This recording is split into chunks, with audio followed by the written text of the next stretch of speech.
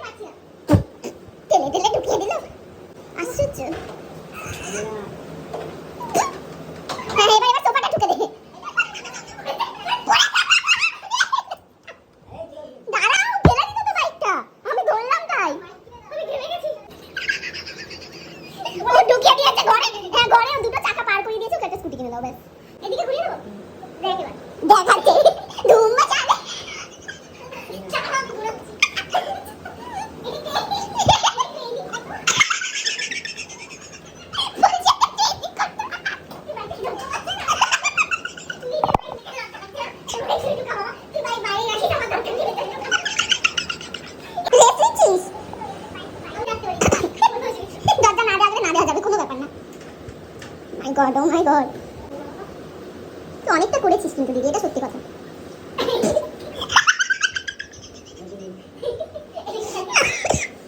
মরে যাবো না। তো এটাই ছিল আজকে স্পেশাল ব্যাপার, কারণ আমাকে চ্যালেঞ্জ করেছিল যে আমি এটা তুলতে পারবো কি পারবো না।